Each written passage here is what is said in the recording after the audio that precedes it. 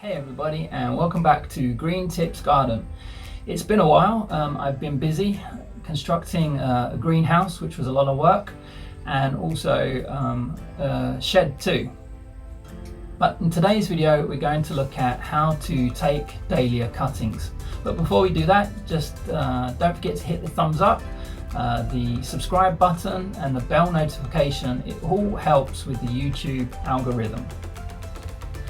So, dahlia cuttings, they're really easy to do. This is a dahlia called Cafe au lait, very vigorous. It grows to about 1.5 meters, very slender, huge flowers, cream cafe au lait colour, funnily enough. And I took cuttings of this last year and they were very successful. It's true with all dahlias.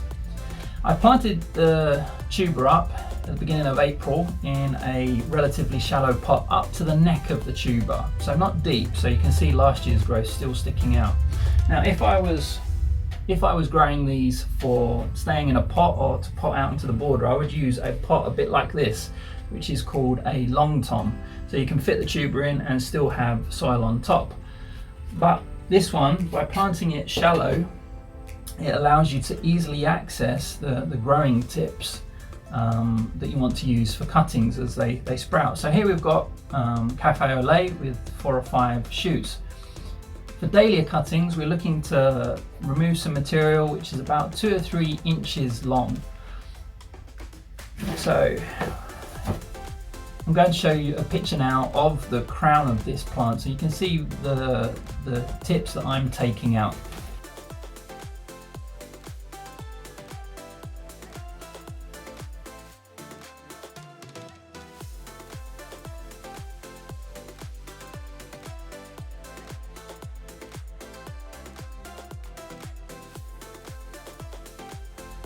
So, sharp knife. What we're looking to do is to cut the shoot away, hopefully with a piece of tuber attached. That helps with the rooting process.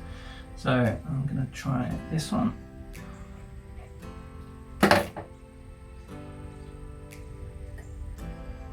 And I'm trying to get right down to the tuber. So it's not very deep because, as I said, this is already planted quite shallow. And we're looking to cut away, if possible, with a piece of tuber attached. Okay. So there we go, a piece which is about 2 or 3 inches long. And let's try another one here.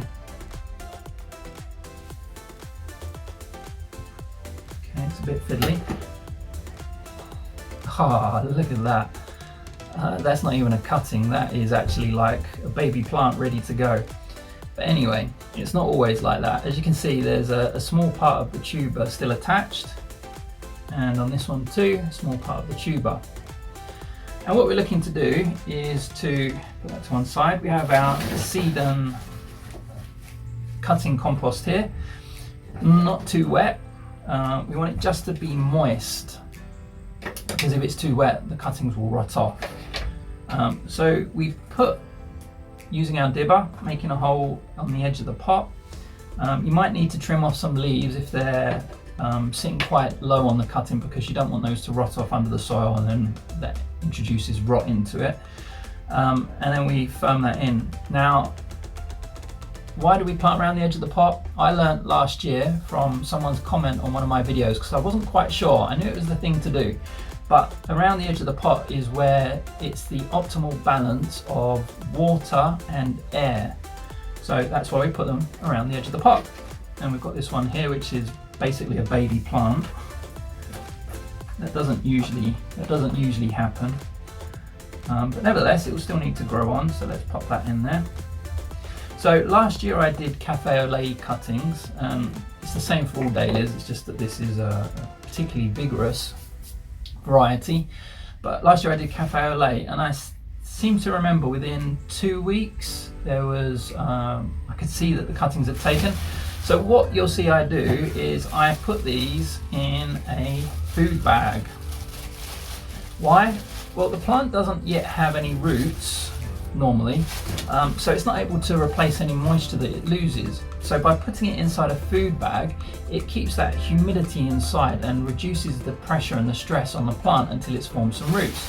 So I just tie that in a knot, and then we put that in a bright, warm location. Now I have some grow lamps indoors, but on a sunny windowsill, that's fine. Not direct sun, because obviously that will scorch the plants. And what are we looking for? We're looking for new growth that shows you that the cuttings have successfully taken. So that will be either growth on the top that you can see, which is clear, or roots from the bottom.